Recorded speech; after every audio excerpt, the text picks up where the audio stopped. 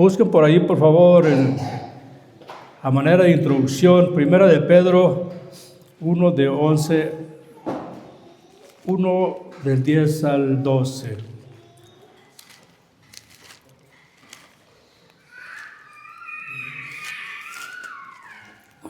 Primera de Pedro.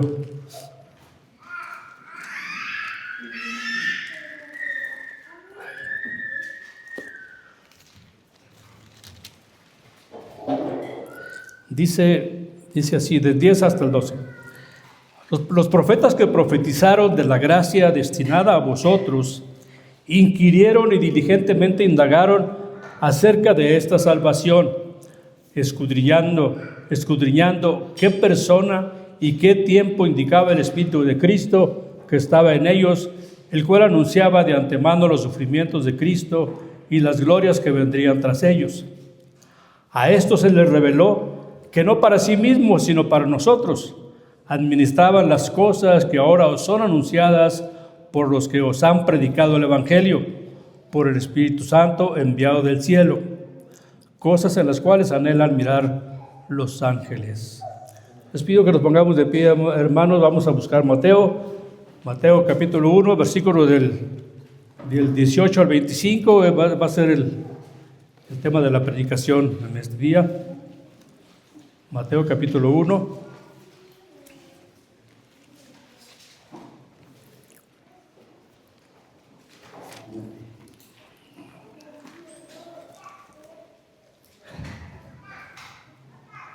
Capítulo 1, del 18 al 25, dice así la palabra del Señor. El nacimiento de Jesucristo fue así.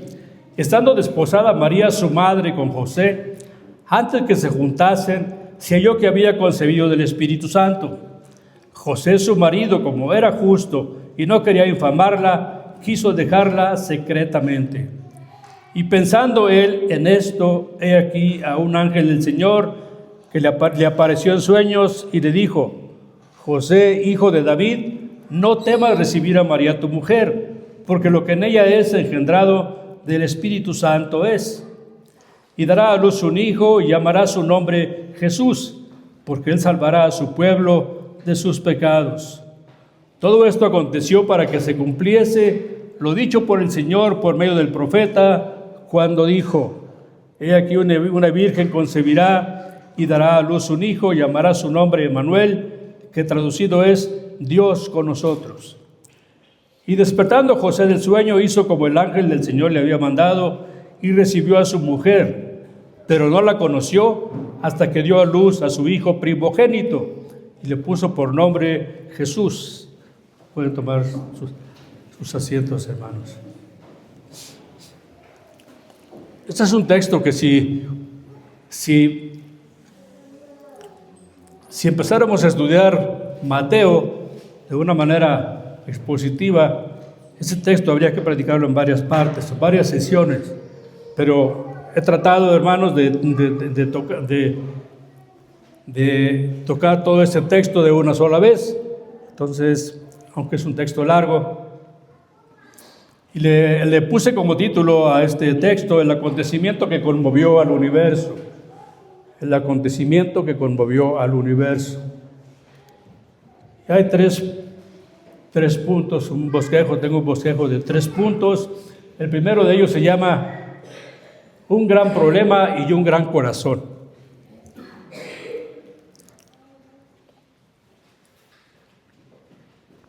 El punto número 2 se llama la causa, la raíz del problema. El punto número 3, la gloria de Dios entre los hombres.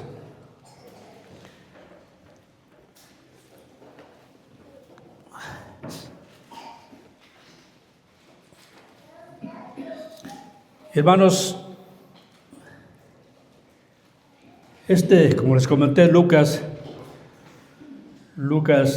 narra en detalle el nacimiento del Señor Jesucristo, dónde nació, qué fue lo que pasó, dónde el problema que tuvo para encontrar alojamiento, y da esos detalles. Pero Mateo, hermanos, de una manera diferente complementa el nacimiento del Señor Jesucristo. Aquí no vamos a ver el pesebre, pero sí vamos a ver la profecía. Y empieza diciendo el versículo 18, el nacimiento de Jesucristo fue así, estando desposada María su madre con José. Esto nos dice, hermanos, que María estaba formalmente comprometida con José. Y ambos eran del linaje de Judá, de la tribu de Judá, del linaje de David. Legalmente, hermanos, había un compromiso, se iban a casar. Pero en aquel tiempo se usaba esto de que primeramente se desposaban y después de un tiempo que incluso podía durar un año o hasta más, entonces se realizaban las bodas.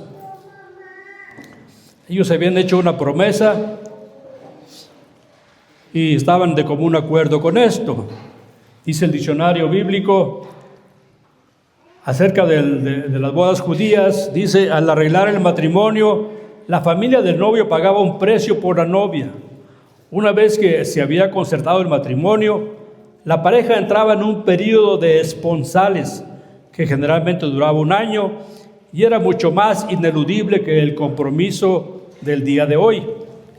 Durante ese año, el hombre preparaba la casa para la esposa. Fin de la cita. En el Antiguo Testamento leemos, hermanos, de un hombre que ha desposado a una mujer y no la ha tomado. Esto era algo que tomaban ellos muy en serio los judíos. Primeramente se comprometían, se desposaban y luego pasaba un tiempo y entonces ya se unían, se completaba el matrimonio. Y lo leemos desde Deuteronomio. Aquí vemos que incluso era tan importante esta manera de casarse, que incluso los dispensaban para irse a la guerra.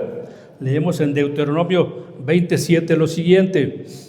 Dice, ¿y quién se ha desposado con mujer y no la ha tomado? Vaya y vuelva hacia su casa, no sea que muera en la batalla y algún otro la tome. Entonces dispensaban hasta ir a la guerra para que, si estaba casado y todavía no había completado su matrimonio, que fuera a su casa y tomara a su mujer, viviera con su mujer. Y esa era la situación de José, que se había desposado con María. Todavía no la había tomado por mujer, todavía estaban en el tiempo de los esponsales, todavía no se habían llevado a cabo las bodas, pero surgió un gran problema. Antes que se juntasen, dice el versículo 18, se halló que había concebido del Espíritu Santo. José se dio cuenta que María estaba embarazada.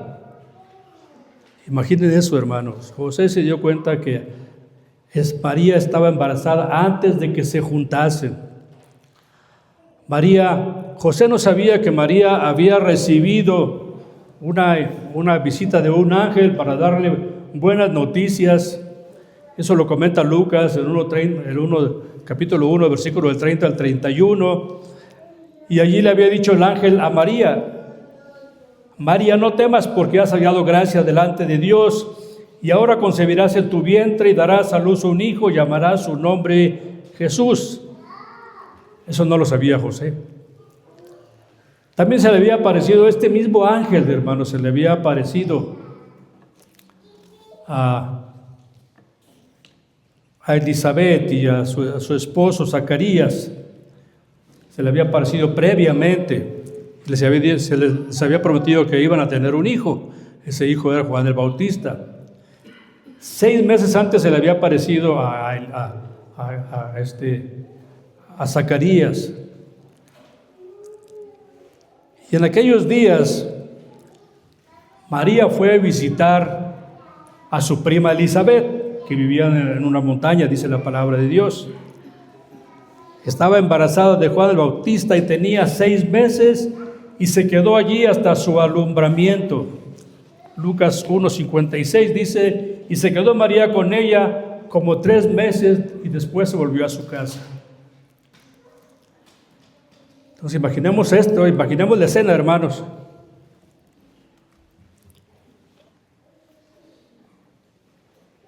Regresa María de visitar a Elizabeth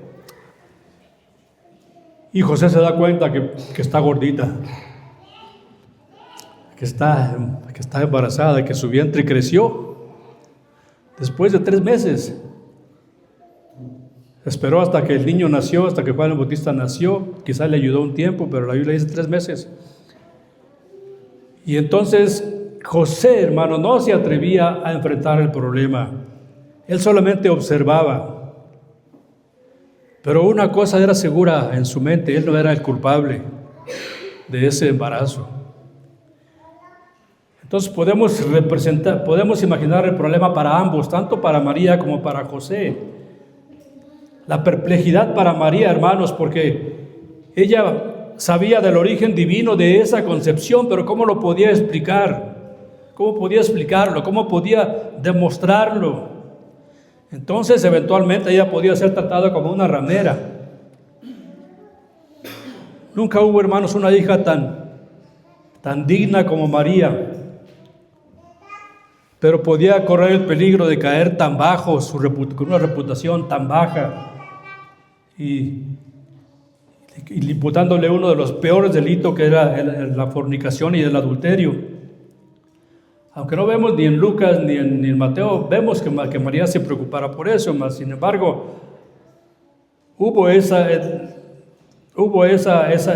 inquietud también. Y en segundo lugar vemos a José, hermanos. Imagínate tú como varón, que ya te habías comprometido con tu mujer y de pronto sale embarazada, resulta que empieza a crecer el vientre. Podemos imaginar la angustia, la decepción de José, porque la persona a quien más amaba, con la que se había comprometida, tenía una alta estima y ahora le había sido infiel. Seguramente pensaba: no puede ser. ¿Cómo fue capaz de hacerlo? ¿Cómo pasaría? ¿Cuándo pasaría? ¿Quién sería la persona con la que María me engañó? ¿A quién amaba más María aparte de a mí? Todo eso pensaba José. ¿Con quién lo pudo haber engañado? Ella era la persona a quien más confiaba. Y le costaba creer que María había hecho una cosa tan mala.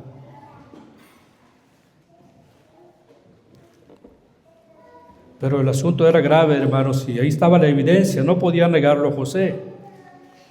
Obviamente hubo una lucha en su mente y en su corazón, y llegaron los celos, que son crueles y que son el origen de la ira del hombre. Por un lado estaba su amor por ella, pero por otro lado tenía la evidencia de que María lo había engañado. ¿Cómo lo pudo haber engañado? Pero también dice la palabra que José, su marido, como era justo. José era justo, hermanos. José era un hombre bueno, de un corazón bueno. No sin pecado, porque no hay justo ni aún uno, dice la palabra. Pero un hombre justo, un hombre que vivía conforme a la ley. Entonces José tenía 2 opciones. Primero, hermanos, la palabra de la Biblia, él podía entablar una demanda judicial contra María, porque una virgen prometida, si cometía fornicación, debía de ser lapidada hasta morir. Si un hombre tenía relaciones sexuales con una mujer que estaba comprometida con otro hombre, ambos estaban sujetos a la pena de muerte lapidada, o sea, apedradas. Deuteronomio 22, 23 y 24 es lo que dice: si hubiere una muchacha virgen desposada con alguno, y alguno la hallare en la ciudad y se acostare con ella, entonces los sacaréis a ambos a la puerta de la ciudad, y los apedrearéis y morirán. La joven porque no dio voces en la ciudad, y el hombre porque humilló a la mujer de su prójimo. Así quitarás el mal de en medio de ti. sea, la joven, aquí está diciendo la joven porque la joven también accedió, no dio voces, no gritó por ayuda. Entonces a ambos los tendrían que apedrear para quitar el mal del medio del pueblo de Israel. Pero él no quería esto para María y no estaba dispuesto a aprovechar la ley en contra de María.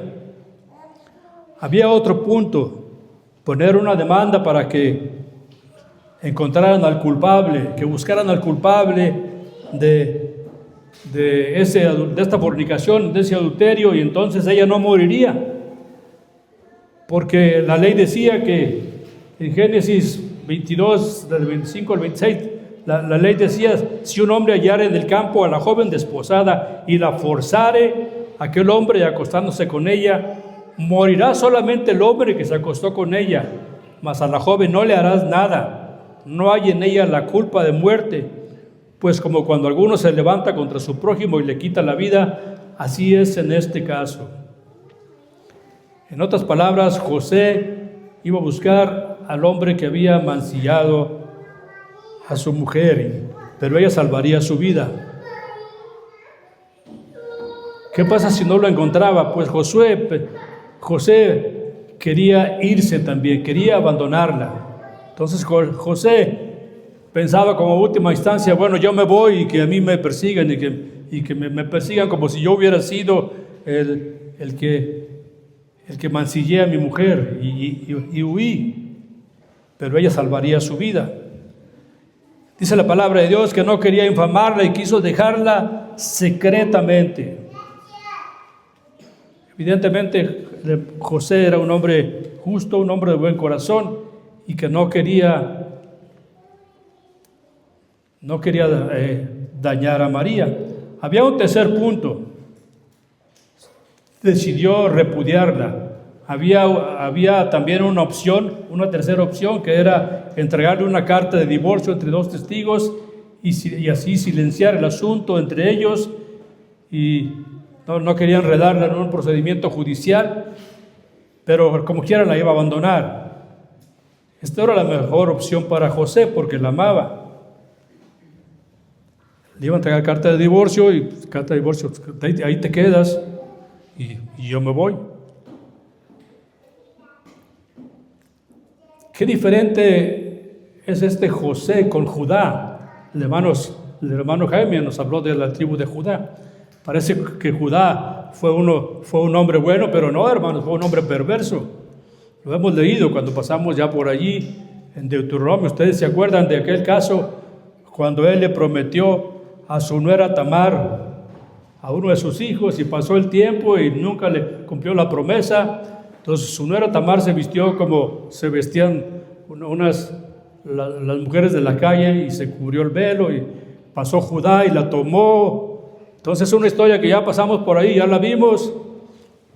Y entonces vienen y le dicen a Judá en Génesis 38, 24. Dice, sucedió al cabo de unos 3 meses, algo similar a lo que estamos estudiando, que le fue dado aviso a Judá diciendo, Tamar, tu nuera, ha fornicado y ciertamente está encinta a causa de las fornicaciones. Y Judá dijo, sacadla y sea quemada. ¿Se acuerdan de eso, hermanos? ¿Y quién había sido el culpable? Él mismo. Él mismo había sido el culpable, ¿no? Tamar astutamente le había pedido algunas prendas y después se las mostró. Bueno, ya esa historia ya la vimos, pero él mismo había sido, Judá era el culpable y él inmediatamente puso el juicio, sacadla y sea quemada. Y él era el culpable. Y pasamos al punto número 2, hermanos, que es la causa raíz del problema.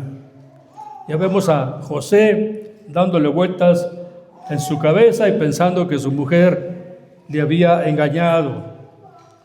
Versículo 20 dice, y pensando él en esto, mientras José buscaba opciones de cómo hacerle para poder estar en paz con su conciencia, buscando cómo proteger a María, dice, he aquí un ángel del Señor le apareció en sueños.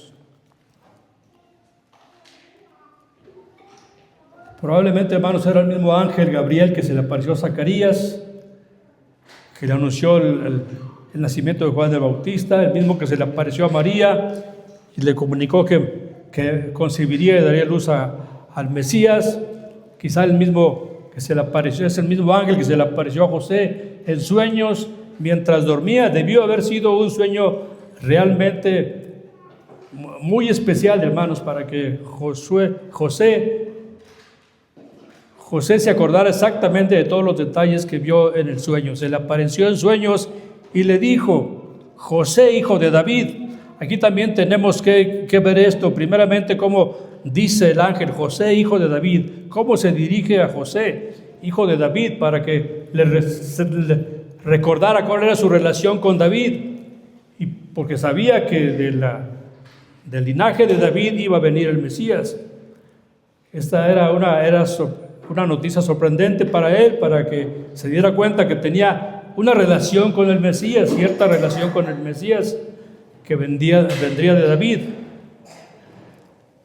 Entonces era necesario recordarle a este pobre carpintero, hermanos, que su linaje era de un linaje real.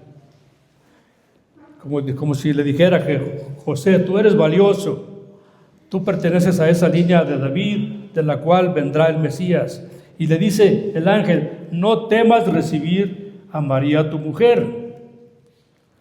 José, entonces, hermanos, sin dudar, recibe la indicación del ángel y desea y sigue con la intención de casarse y se casa. Notemos que Dios vuelve a utilizar a los ángeles, hermanos, para comunicar a los hombres las intenciones que Él tiene para con los hombres. Antes de esto, hermanos, había habido 400 años de silencio. El Señor ya no hablaba con Israel.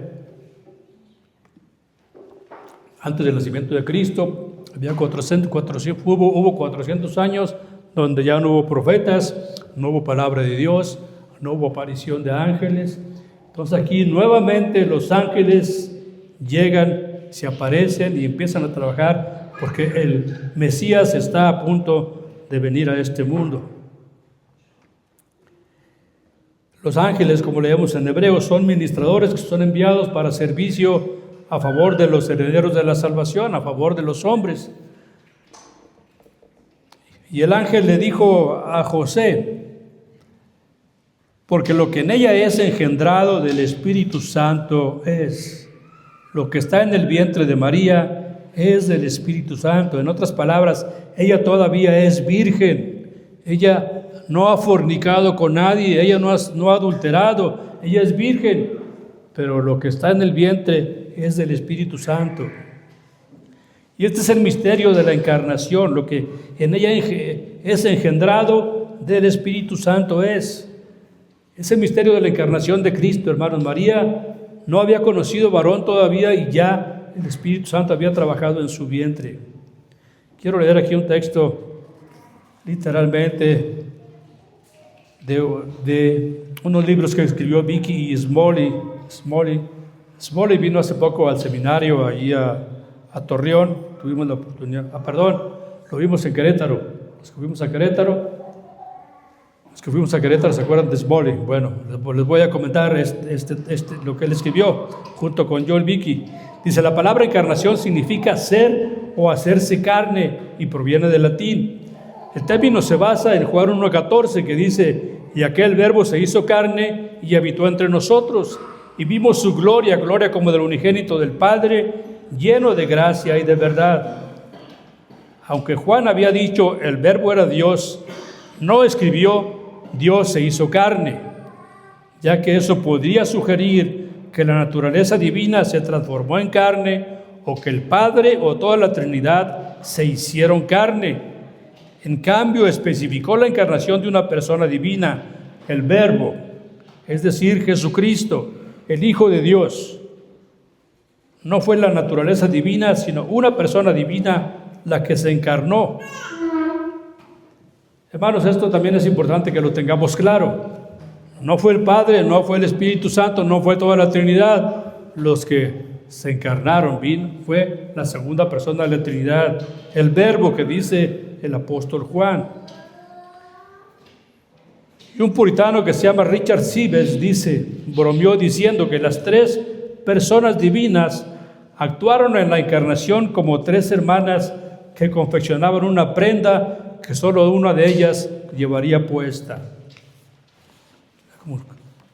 O sea, sí es cierto que la Trinidad participó en la encarnación, pero solamente quien se encarnó fue la segunda persona de la Trinidad, o sea, el Hijo de Dios. Y sigue diciendo, la encarnación no fue un acto de sustracción en la que el Hijo renunció a su divinidad, sino uno de adición en el que abrazó nuestra humanidad. Agustín de Hipona dijo, el Hijo de Dios, asumiendo la humanidad sin destruir su divinidad, estableció y fundó esta fe para que hubiera un camino para el hombre hacia el Dios del hombre a través de un Dios hombre, Jesucristo. Este es el fin de la cita. Entonces, hermanos, Jesús, siendo Dios preexistente desde toda la eternidad, siendo el unigénito del Padre, tomó naturaleza humana de la sustancia de la madre terrenal, hermanos. No fue implantado por el Espíritu Santo. No fue como algunos piensan que en el laboratorio cósmico, en el laboratorio celestial, allá se hizo la concepción, trajeron un embrión y luego ya lo pusieron en María. No, hermanos, el Espíritu Santo obró de una manera que no entendemos, pero nació de María. El Señor Jesucristo tomó carne de la naturaleza humana de una madre terrenal plenamente, siendo plenamente hombre. Así que María contribuyó en todas las cosas que cualquier madre humana, hermanas, contribuye a la concepción de sus hijos. Ella fue la madre biológica de Jesús. Sin embargo, José no tuvo ninguna relación biológica con Jesús. O sea, la humanidad del Señor Jesucristo viene de María. ¿Qué es lo importante aquí, hermanos? Que así sucediera esto, que hubiera una concepción virginal, porque entonces el Señor Jesucristo no adquiría, no heredaría el pecado de Adán y Eva, el pecado que todos nosotros heredamos desde que nacemos, desde que hay unión entre padre y madre. Desde ese momento ya hemos heredado el pecado. Nomás esperamos un poco más a que los bebés sean un poquito mayores para que nos demos cuenta del pecado que ya está allí en ellos. Entonces el Señor Jesucristo nació de esta manera para no tener nada que ver con el pecado de Adán. El Señor Jesucristo fue el descendiente de Abraham, de Isaac, de Jacob, de Judá y de David. Y también el Señor Jesucristo vino para hacer un nuevo pacto con nosotros. Era necesario, hermanos, que el Señor Jesucristo se encarnara de forma sobrenatural en una virgen para que también realizara una salvación sobrenatural. El ángel dice en Lucas, porque nada hay imposible para Dios. Aunque para nosotros nos resulta a veces imposible, hermanos, entender esto, y es mejor ni buscarle, porque nunca le vamos a entender cómo pasó, hermanos, este misterio de la encarnación. Nuestra mente no alcanzaría a entender. Dice el libro de Eclesiastés, como tú no sabes cuál es el camino del viento o cómo crecen los huesos en el vientre de la mujer encinta, así ignoras la obra de Dios, el cual hace todas las cosas. Entonces nunca conoceremos, hermanos, lo que pasó en el vientre de María. Yo estuve tratando de investigar algo, a ver hasta dónde se podía habían escrito acerca de la encarnación.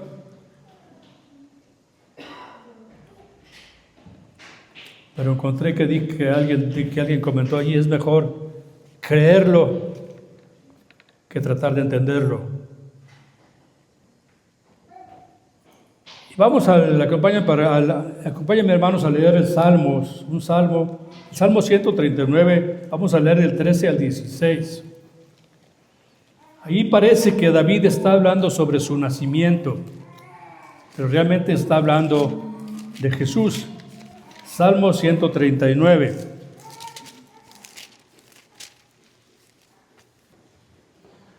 Del 13 al 16. Dice, porque tú formaste mis entrañas, tú me hiciste en el vientre de mi madre. Te alabaré porque formidables, maravillosas son tus obras. Estoy maravillado y mi alma lo sabe muy bien. No fue encubierto de ti mi cuerpo, bien que en oculto fui formado y entretejido en lo más profundo de la tierra. Mi embrión vieron tus ojos, y en tu libro están escritas todas aquellas cosas que fueron luego formadas, sin faltar una de ellas. El Señor Jesucristo está aquí orándole al Padre y diciéndole cómo fue formado en el vientre de María.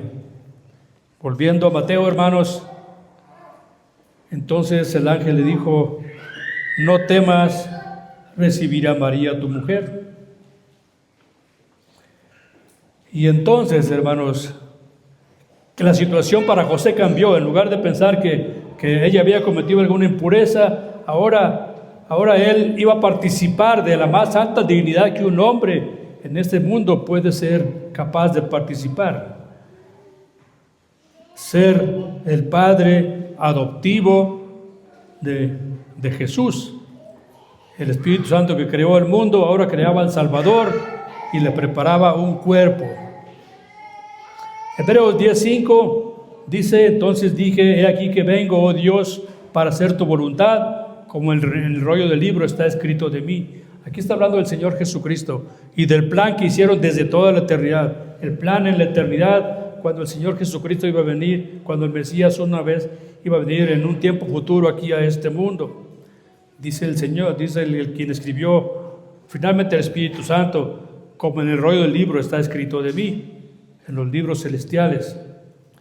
Luego Gálatas 4:4 dice, pero cuando vino el cumplimiento del tiempo, Dios envió a su Hijo, nacido de mujer y nacido de la ley. Y este hombre es el segundo Adán.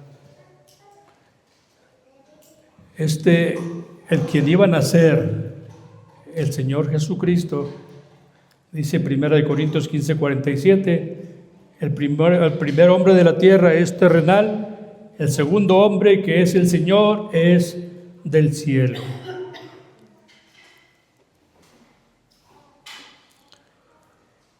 Y hermanos, era necesario que su concepción fuera de una manera diferente, porque venía a este mundo precisamente el Hijo de Dios. Dice el versículo 21, y dará a luz un hijo que fue profetizado, hermanos, desde el mismo huerto del Edén, pero que claramente Isaías nos dice, Isaías 9:6, porque un niño nos es nacido, un hijo nos es dado, y el principado sobre su hombro, y se llamará su nombre admirable, consejero, Dios fuerte, Padre eterno, príncipe de paz.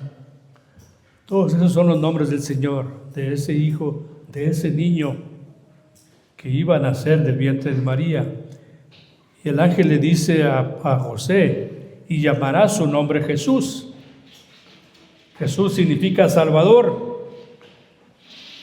Jesús es el mismo nombre que Josué, hermanos, exactamente el mismo nombre. Y es interesante, hermanos, es interesante cuando leí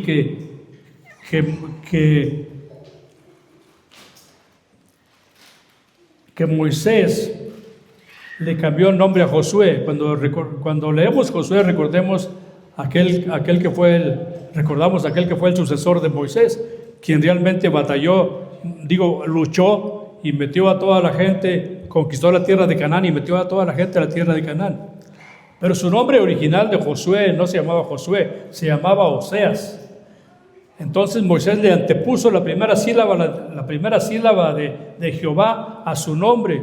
Entonces su nombre se convirtió en Jehoshua. Eso viene en número 13 y 16. Y en inglés se lee Joshua. Y nosotros lo conocemos como Josué. O sea, es la combinación de Jehová y Oseas. Y es el mismo nombre de Jesús. Jesús es igual a Joshua, es igual a Josué. Para dar a entender, esto lo hizo Moisés para dar a entender que el Mesías llevaría el nombre de Jehová. Por lo tanto, hermanos, es capaz de salvar a todo aquel que cree en Él. Y encontramos, hermanos, también, que este es un dato también interesante. Josué fue el capitán de Israel cuando llevó a toda la gente de Israel y la puso en la tierra de Canaán, la metió a la tierra de Canaán y se le llamó, fue el primer asentamiento en Canaán.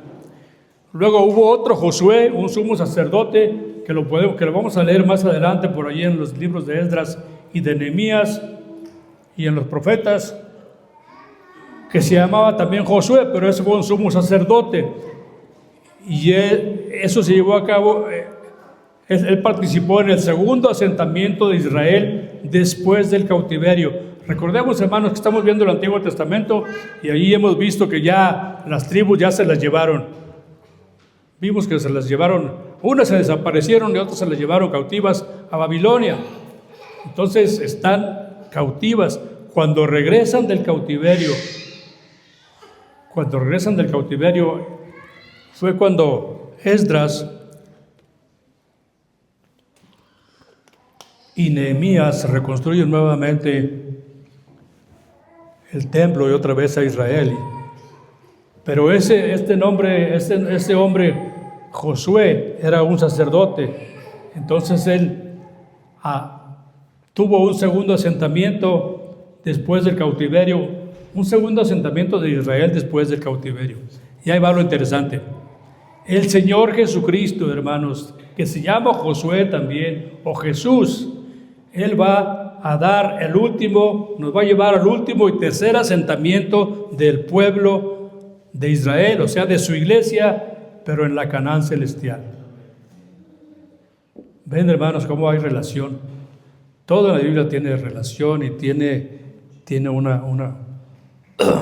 un porqué, hermanos, y todo es glorioso y es hermoso cuando vas y entiendes estas cosas. Y su nombre es Jesús porque Él salvará a su pueblo de sus pecados.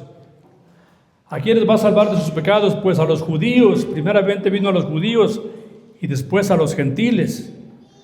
Los judíos lo rechazaron, pero por el rechazo de los judíos fue que nosotros como gentiles entramos. Cristo vino a salvar a su pueblo. Su pueblo está formado de judíos y de gentiles. Y vino a salvar a su pueblo, no en sus pecados, sino de sus pecados. Y vino a comprarle a su pueblo no la libertad para pecar, sino a liberarlos de los pecados. Aquí vemos, hermanos, también a nuestros hermanos arminianos. Por ejemplo, ellos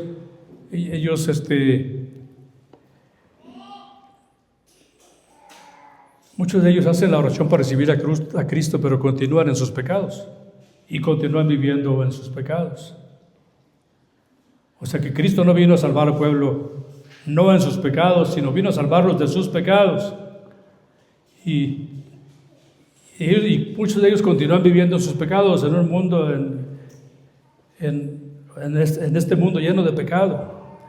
Cristo no vino para darnos libertad para pecar, sino vino para liberarnos de nuestros pecados.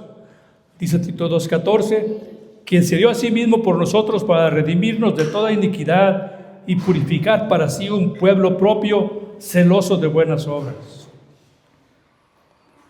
En Apocalipsis 14:4 habla sobre aquellos que son los que siguen al Cordero. Dice, son los que siguen al Cordero por donde quiera que va.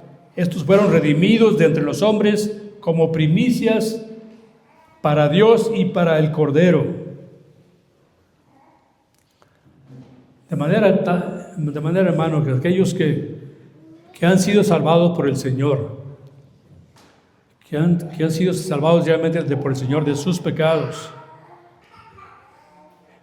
todos ellos tienen, aunque estamos viviendo todavía en pecado y nuestra carne lucha contra el pecado, pero cuando caemos en pecado, el Espíritu Santo nos muestra que estamos mal y nos ayuda para meternos nuevamente al camino, pedirle perdón a Dios, porque ya no nos sentimos a gusto viviendo en nuestros pecados o estando en nuestros pecados. Si alguien sigue pecando y está muy a gusto en su pecado, él tiene que examinarse y ver si realmente ha sido salvo o no. Porque alguien que peca, lo que viene a su mente es primeramente la convicción de que ha pecado y después la duda de que si seré salvo o no seré salvo. Realmente el Señor me habrá salvado o no, porque sigo cayendo en este pecado, o he caído en estos pecados, o sigo pensando estos pecados se vienen a mi mente. Entonces, quien tienen dudas, quien ponen en duda a veces su salvación, son las personas que son más salvas que aquellos que dicen, yo ya recibí a Cristo en mi corazón y pues ya tengo asegurada la entrada al cielo. Sorpresa que algunos de ellos se van a llevar, hermanos, pero ya no habrá más remedio.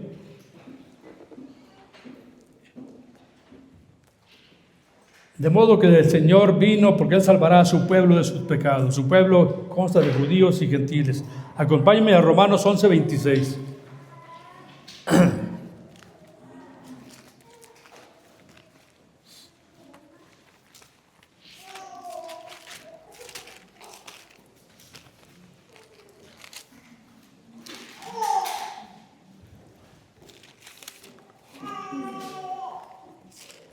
Romanos 11:26, hablando del pueblo del Señor. Desde el 25 podemos leer: porque no quiero, hermanos, que ignoréis este misterio, para que no seáis arrogantes en cuanto a vosotros mismos, que ha acontecido a Israel endurecimiento en parte, hasta que haya entrado la plenitud de los gentiles. Y luego todo Israel será salvo, como está escrito: vendrá de Sión el libertador, que apartará de Jacob la impiedad. Ahí está, hermanos, el pueblo del Señor, judíos y gentiles. Por el endurecimiento de los judíos fue que entramos nosotros los gentiles.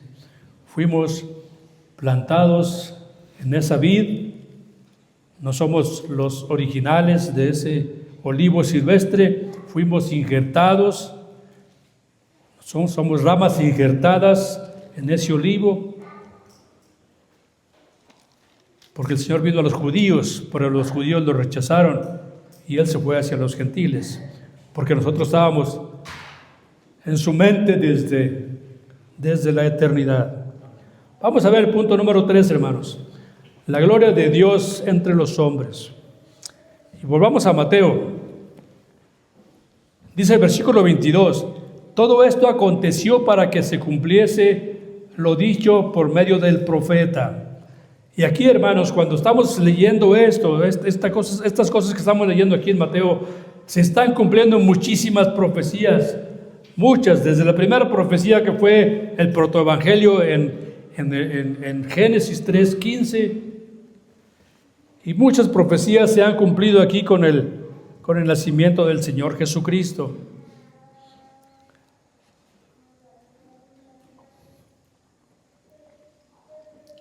Hay una profecía, hermanos, que es lo mismo que está diciendo aquí Mateo, que se había dicho literalmente por Isaías. Isaías 7:14 dice: por lo tanto, el Señor mismo os dará señal. He aquí que la Virgen concebirá y dará a luz un hijo y llamará su nombre Emmanuel.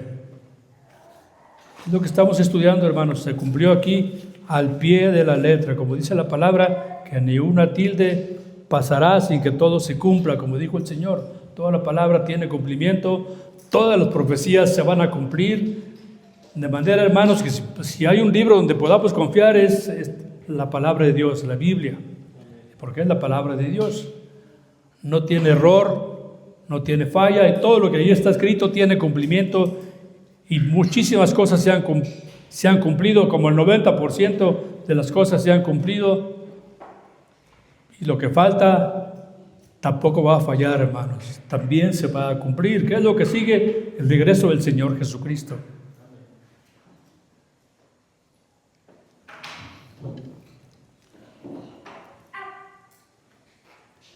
Entonces, hermanos, estamos viendo aquí que dice el versículo 23, he aquí una virgen concebirá y dará a luz un hijo, llamará su nombre Emmanuel, que traducido es Dios con nosotros.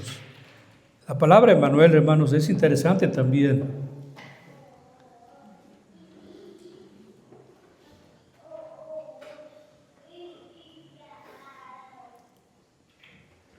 Emmanuel significa Dios con nosotros. Los judíos tienen una palabra que se llama Shekinah, que es una palabra hebrea que significa morar o hacer presencia, y se refiere a la presencia divina. O sea, al Dios encarnado, el Señor Jesucristo vino a morar entre nosotros, en el mundo. Y también esto nos recuerda al tabernáculo, hermanos, y luego al templo donde el Señor Jesucristo moraba allí de una manera temporal en el lugar santísimo, pero ahora el Señor Jesucristo, el mismo Dios todopoderoso, que allí el sacerdote, que una vez al año entraba el sacerdote hasta el lugar santísimo y entraba agachado y con sangre y rociaba la sangre sobre el propiciatorio. Ese mismo Dios, el creador de todas las cosas, estaba ya aquí en este mundo, se hizo hombre, tomó la naturaleza humana de la mujer de María para venir a este mundo. Hermanos, piensa esto: el Dios, el creador del universo, el creador de todo el cosmos, de todo lo que tú ves ahí en las noches, en las estrellas, vino a este mundo. El creador tomó forma humana. Si tú te pones a ver un poco allí algo de los mapas celestes, de las estrellas, de las distancias, de cómo está la Tierra delante de todo lo que se ha descubierto hasta este momento, con los grandes telescopios y con los telescopios que han lanzado, que siguen viajando en el espacio y que siguen mandando fotos a la Tierra y que siguen encontrando grandes maravillas, según ellos, para encontrar la razón de la vida, la fuente de la vida. Hermanos, todas estas cosas, es increíble, es maravilloso el universo, y nosotros somos un puntito que se desaparece, hermanos, en el universo. Y el Señor Jesucristo, Dios, el creador de todo, vino a este puntito y tomó carne humana, por el Espíritu Santo se puso en María, en el vientre de María, y nació de María, y nació igual que nosotros, hermanos, porque era necesario que el Señor Jesucristo fuera igual que nosotros. Era necesario porque tenía que restaurar todo lo que se perdió. Era el segundo Adán.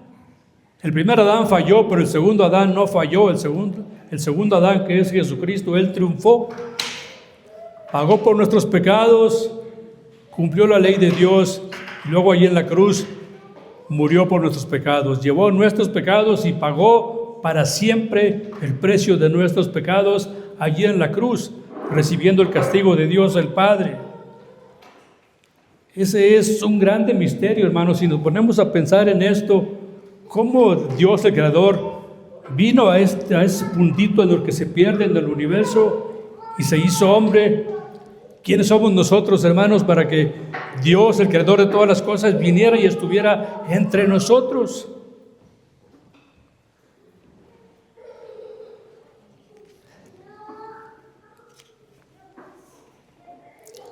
Jeremías Tiene una profecía que dice Jeremías 23, 5 y 6. Dice, aquí vienen días, dice Jehová, en que levantaré a David renuevo justo y reinará como rey, el cual será dichoso y hará juicio y justicia en la tierra. En sus días será salvo Judá e Israel habitará confiado, y este será su nombre con el cual le llamarán Jehová, justicia nuestra.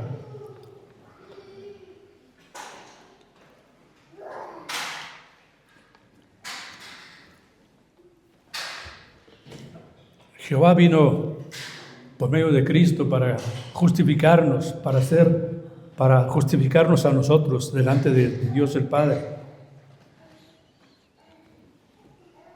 En el judaísmo, hermanos, hay una oración que ellos hacen con frecuencia, que le llaman, conocida como la Shema, que significa, es lo que viene en Deuteronomio 6:4, que dice, oye Israel, Jehová nuestro Dios, Jehová uno es.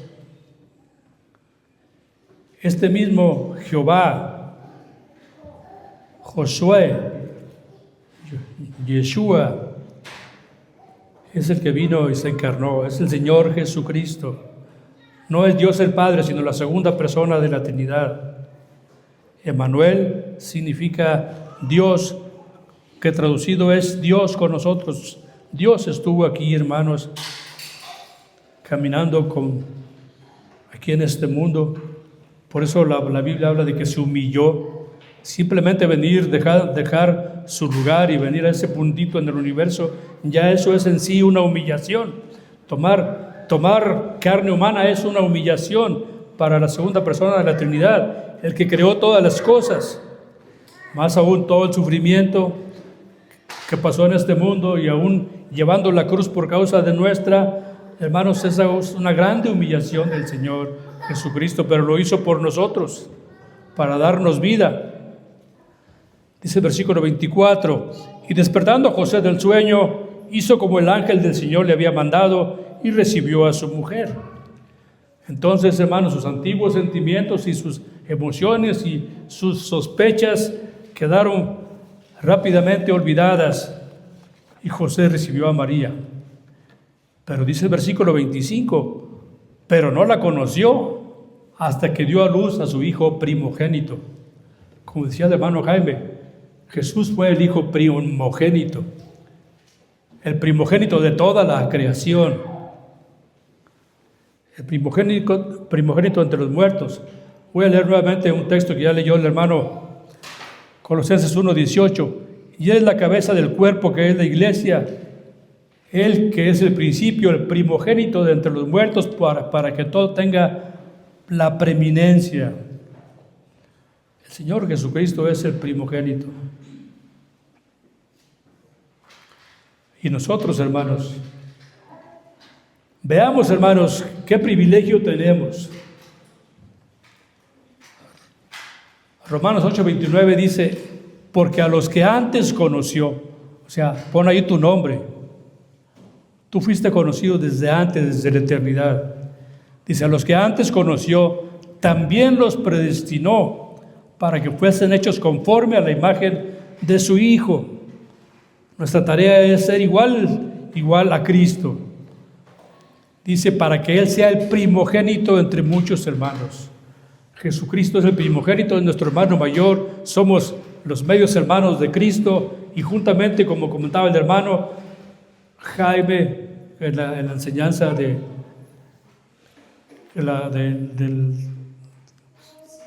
la confesión, todos recibiremos la misma herencia del Señor Jesucristo. Tenemos los mismos derechos que el Señor Jesucristo, porque somos hijos adoptivos del Señor, y porque Él es nuestro hermano, Él es el primogénito, Él es el primogénito entre muchos hermanos. Entonces dice la palabra, versículo 25, y le puso por nombre Jesús. Ya una vez que José se dio cuenta, escuchó a lo que dijo el ángel en sueños, seguramente también estudió las profecías y se dio cuenta que ya se habían cumplido, él obedeció. Le puso por nombre Jesús. Y no la conoció, es decir, no se unió a María hasta que nació el Señor Jesucristo.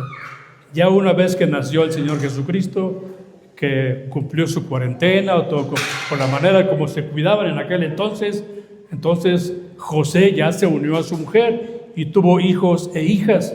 Esto es algo que es muy chocante para los católicos romanos, porque ellos dicen, incluso ellos dicen, hermanos, que cuando nació el Señor Jesucristo, María siguió siendo virgen todavía, y que siguió siendo virgen y que fue ascendida al cielo siendo virgen y que jamás tuvo hijos. Imagínate tú como hombre que estás casado con una mujer y nunca tienes una unión con ella. Es más, la ley dice, como ya lo leímos, que el hombre tiene que cumplir su deber conyugal. No lo hemos leído aquí está, Éxodo 21 al 10. Dice, no disminuirá su alimento, ni su vestido, ni el deber conyugal, el hombre para con la mujer. Entonces, hermano, José viviendo toda su vida con una mujer y no la podía tocar porque era la Virgen María, es una aberración. Ni siquiera conocen la palabra de Dios los católicos romanos, los líderes que sacan estas doctrinas. Vienen todos los nombres de los hermanos de José. Leemos Santiago, leemos Jacobo, ahí viene que sus hermanas están con nosotros, todas sus hermanas están aquí. Vienen los nombres José, Jacobo, los nombres de los hijos, tuvo hijos e hijas. ¿Qué lecciones aprendemos, hermanos, de este pasaje? Ya para terminar, ¿qué lecciones podemos aprender? La paciencia de José, hermanos, tuvo una recompensa. Él recibió un mensaje directo del ángel que lo libró de todos sus temores. Hermanos, algunas veces tú has puesto tus preocupaciones en las manos de Dios, en una oración sincera delante de Dios. Seguramente José era un hombre justo, mientras estaba pensando qué hacer porque su mujer había adulterado, él estuvo orando, buscando a Dios. Y la paciencia de José tuvo su recompensa. Dios le contestó. Pero tú, hermano, nosotros, hermanos, a veces no llevamos al Señor nuestras preocupaciones y no sacamos nuestra carga y la ponemos delante de Él, reconociéndolo a Él, dándole a Él toda la honra y toda la gloria para que Él responda a nuestra oración. Dice el Proverbio 3:6, reconócelo en todos tus caminos y Él enderezará tus veredas.